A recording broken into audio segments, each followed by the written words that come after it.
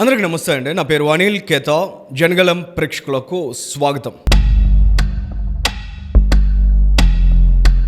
చిత్ర పరిశ్రమకు పవన్ కళ్యాణ్ గారు చాలా స్ట్రాంగ్ వార్నింగ్ ఇచ్చారు. ఉప ముఖ్యమంత్రి కార్యాలయం నుంచి విడుదలైన ప్రకటన అది. ఒక సినీ నటుడిగా పవన్ కళ్యాణ్ గారి అభిప్రాయం కాదు, ఒక రాష్ట్ర ఉప ముఖ్యమంత్రిగా పవన్ కళ్యాణ్ గారు చేసిన హెచ్చరిక. ఆ హెచ్చరిక తర్వాత నిజంగా పొలిటికల్ డైనమిక్స్ చాలా మారుతాయి అనే అవకాశం కనిపిస్తుంది.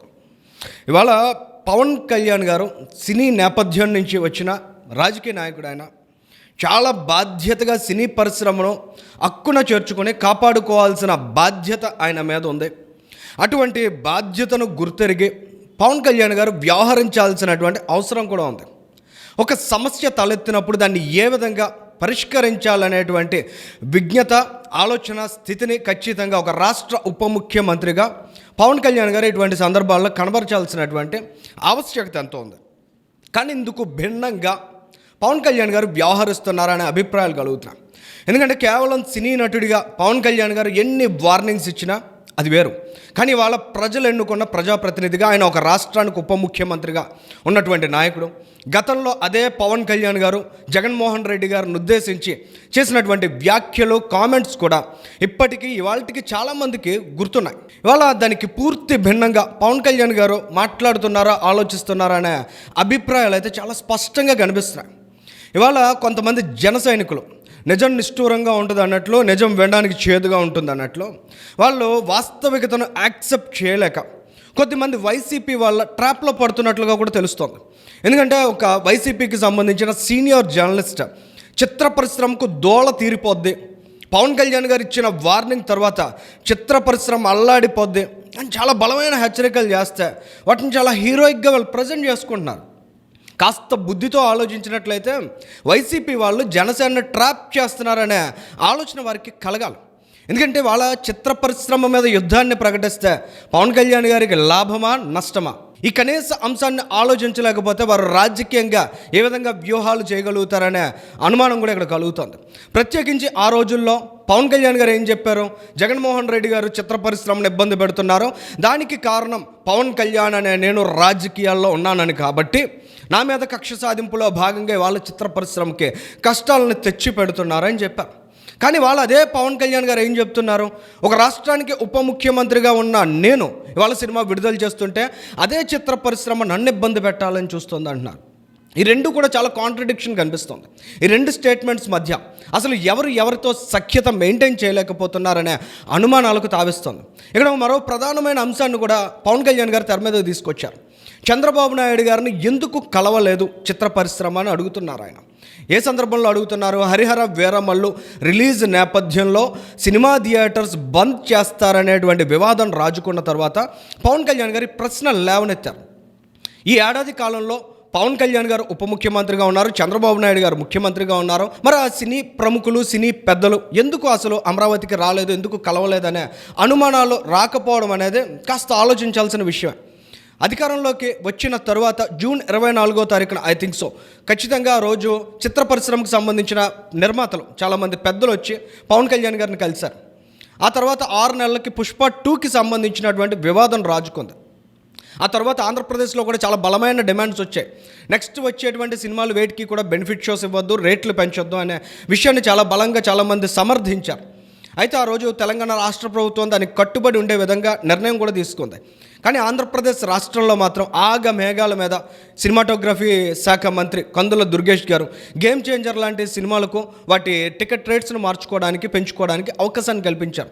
ఇదంతా కూడా పవన్ కళ్యాణ్ గారు కనుసన్నల్లో జరిగిన విషయమే. పవన్ కళ్యాణ్ గారు ఆ తర్వాత గేమ్ చేంజర్కి సంబంధించినటువంటి ఈవెంట్లో కూడా పార్టిసిపేట్ చేశారు. మరి జూన్ 24 నుంచి జనవరి నెల వరకు మధ్యలో సుమారు 6 నెలల సమయం గడిచిపోయినా ఎందుకు ఆంధ్రప్రదేశ్ రాష్ట్ర ముఖ్యమంత్రిని కలవలేదు అనే ప్రశ్న నిజంగా ఉత్పన్నమై ఉంటే ఇవాళ ఖచ్చితంగా ఈ రకమైనటువంటి సిచ్యువేషన్ రాకపోయి ఉండేది. ఖచ్చితంగా సినీ ప్రముఖులు, సినీ పెద్దలందరూ కూడా ఏకతాటి మీదకి వచ్చి ఆంధ్రప్రదేశ్ రాష్ట్రంతో, రాష్ట్ర ప్రభుత్వంతో సమన్వయం చేసుకునే సిచ్యువేషన్ ఈ పార్టీకే క్రియేట్ అయి ఉండేది. కానీ అందుకు భిన్నమైనటువంటి పరిస్థితులు కనిపిస్తున్నాయి. ఏదేమైనప్పటికీ చిత్ర పరిశ్రమ కారణంగా ఆంధ్రప్రదేశ్ రాష్ట్రానికి ఒరిగేది చాలా తక్కువ అనే విషయాన్ని, వాస్తవాన్ని ప్రతి ఒక్కరూ యాక్సెప్ట్ చేయాలి. ఆంధ్రప్రదేశ్ రాష్ట్రంలో చాలామంది సినిమా షూటింగ్స్ తీయరు, ఆంధ్రప్రదేశ్ రాష్ట్రానికి ఏ విధంగా కూడా ప్రయోజనం చేకూర్చరు, ఆంధ్రప్రదేశ్ రాష్ట్రంలో ఉండే రాజకీయ పరిణామాల్లో తలదూర్చరు, ఆంధ్రప్రదేశ్ రాష్ట్రంలో ఏ విపత్తులు వచ్చినా ఏమొచ్చినా చూసి చూడనట్లు వ్యవహరించే సినీ పెద్దలే ఎక్కువ మంది ఉంటారు. చాలా తక్కువ మోతాదులో వారి యొక్క స్పందన, వారి యొక్క ఇన్వాల్వ్మెంట్ కనిపిస్తుంది. అన్ని సందర్భాల్లో వాళ్ళ ఇన్వాల్వ్మెంట్ ఉండాలి అని ప్రజలు కోరుకోవడం కూడా ఒక ఇంత తప్పే అనిపిస్తుంది. ఎందుకంటే వాళ్ళ చిత్ర పరిశ్రమ అంటే చూడడానికి పెద్దగా కనిపిస్తుంది, కానీ అక్కడ జరిగే వాణిజ్యాన్ని మనం గమనించినట్లయితే అక్కడ జరిగే బిజినెస్ మొత్తంగా కలిపితే కనీసం 2-3 వేల కోట్లు కూడా ఉంటుందా అనే సందేహాలు ఉంటాయి. ఇటీవలి కాలంలో రాజమౌళి సినిమాలో పెద్ద ఎత్తున కలెక్షన్స్ చేయడం మినహాయిస్తే నిజంగా ఆంధ్రప్రదేశ్, తెలంగాణ రాష్ట్రాల్లో చిత్ర పరిశ్రమకు సంబంధించిన ఓవరాల్ బిజినెస్ లెక్క పెడితే చాలా తక్కువ మోతాదే. చూడడానికి గొప్పగా కనిపించే ఆ పరిశ్రమలో అనేక ఇబ్బందులు కూడా ఉంటాయి. ఖచ్చితంగా రాష్ట్ర ప్రభుత్వాలు కూడా కాస్త ఎంటర్టైన్మెంట్ ఇండస్ట్రీ కాబట్టి, వినోదాన్ని పంచుతుంది కాబట్టి ప్రజలు తమ కష్టాలను, తమ ఇబ్బందులను మర్చిపోయి కాస్త సేద తీరడానికి అవకాశం కల్పిస్తుంది కాబట్టి ఆ ఇండస్ట్రీకి సంబంధించినటువంటి అవకాశాలను పెంపొందించడం, ఆ ఇండస్ట్రీని కాస్త ప్రోత్సహించడం, ఆ ఇండస్ట్రీని ఎంకరేజ్ చేయడం అనేది ఒక సానుకూలమైన అంశంగానే చూడాలి, ఏ ఒక్కరు కూడా విభేదించకూడదు. కానీ ఇవాళ పవన్ కళ్యాణ్ గారు అనుసరిస్తున్నటువంటి వైఖరి అయితే నాడు నేడు కూడా చిత్ర పరిశ్రమే నలిగిపోతుందనే విషయాన్ని చాలా స్పష్టంగా ప్రతి ఒక్కరికి కళ్ళ ముందు ఉంచుతోంది. ఇక్కడ పవన్ కళ్యాణ్ గారు కూడా ముఖ్యంగా ఆలోచించాల్సిన విషయం, రేపటి రోజున జగన్మోహన్ రెడ్డి లాంటి వాళ్ళు ఒక ప్రెస్ మీట్ పెట్టి నాడు మీ అన్నను పిలిచి అన్నం పెట్టి చాలా మర్యాదపూర్వకంగా పలకరించి చాలా గౌరవంగా ఆయన్ని సాగనంపితే నా మీద అన్యాయంగా అనేక విమర్శలు చేశారు, ఇవాళ మీకు అన్నం పెట్టిన చిత్ర పరిశ్రమకే వార్నింగ్ ఇస్తున్నారు అనే తరహాలో జగన్మోహన్ రెడ్డి నిజంగా మాట్లాడితే దాన్ని కౌంటర్ ఇచ్చుకోవడానికి ఏమన్నా అవకాశం ఉంటుందా పవన్ కళ్యాణ్ గారి దగ్గర? ఇవాళ జన సైనికులు ఎవరినైతే కొద్దిమంది జర్నలిస్టులను, వైసీపీకి సంబంధించిన జర్నలిస్టులను నెత్తి మీద పెట్టుకుని మోస్తున్నారు. కారణం ఏంటంటే వాళ్ళంతా పవన్ కళ్యాణ్ని పొగిడేశారనే భ్రమలో ఉన్నారు. అదే జర్నలిస్టులు రేపటి రోజున తిరగబడి మాట్లాడే పరిస్థితి కూడా ఉంటుంది. మరి వాటికి కౌంటర్ చేసుకునే సిచ్యుయేషన్ వీరి దగ్గర ఉంటుందా? ఖచ్చితంగా ఇలాంటి విషయాల్లో రాజకీయ లౌక్యం అనేది చాలా ఇంపార్టెంట్. ఇవాళ అన్నం పెట్టిన చిత్ర పరిశ్రమ, పవన్ కళ్యాణ్ గారు ఆ చిత్ర పరిశ్రమ బాగోగులు ఎప్పుడూ కూడా కోరుకుంటారు. అటువంటి పవన్ కళ్యాణ్ గారిని ఎవరైనా తప్పుదోవ పట్టిస్తున్నారా అనే విషయాన్ని కూడా జనసేన పార్టీ రివ్యూ చేసుకోవాలి. రానున్న రోజుల్లో చిత్ర పరిశ్రమతో సానుకూలమైన వాతావరణాన్ని నెలకొల్పి, ఇవాళ చంద్రబాబు నాయుడు గారు ఎప్పుడూ కూడా చిత్ర పరిశ్రమను గౌరవించే వ్యక్తే.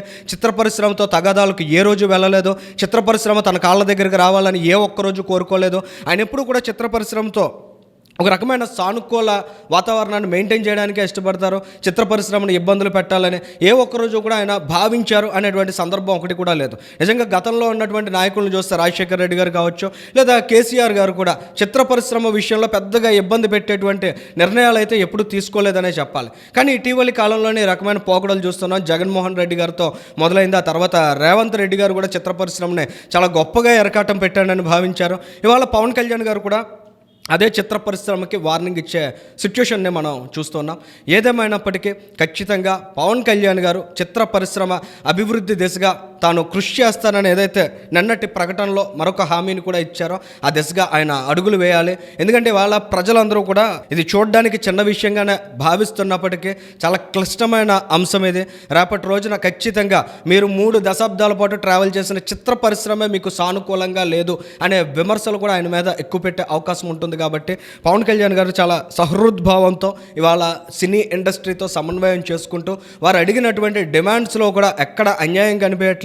ఇవాళ థియేటర్స్ అనేవి ఏడాది పొడవునా చూస్తే కనీసం ఫిల్ అయ్యేటువంటి రోజులు ఎన్ని ఉంటున్నాయి, కనీసం 10 మంది వెళ్ళి సినిమా థియేటర్లో కూర్చొని సినిమా చూసే రోజులు ఎన్ని ఉంటున్నాయి, ఎన్ని షోస్ ఉంటున్నాయి అనే వాస్తవికతను అర్థం చేసుకున్నట్లయితే ఖచ్చితంగా ఇవాళ సినీ థియేటర్స్ ఎదుర్కొంటున్నటువంటి ఇబ్బందులు కూడా ప్రతి ఒక్కరికి అర్థమవుతాయి. అక్కడ క్యాంటీన్లో టీ అమ్ముకుంటున్నారు, క్యాంటీన్లో పఫ్లు అమ్ముకుంటున్నారు, పార్కింగ్ ఛార్జెస్ కలెక్ట్ చేసుకుంటున్నారు, బయట అడ్వర్టైజింగ్ చేసుకుంటున్నారు అంటే చీప్ కామెంట్స్ని కొద్దిమంది చేస్తున్నారు. అటువంటి ఆలోచనల కారణంగా రానున్న రోజుల్లో థియేటర్ల వ్యవస్థ అనేది మరింత దెబ్బతినే అవకాశం ఉంటుంది.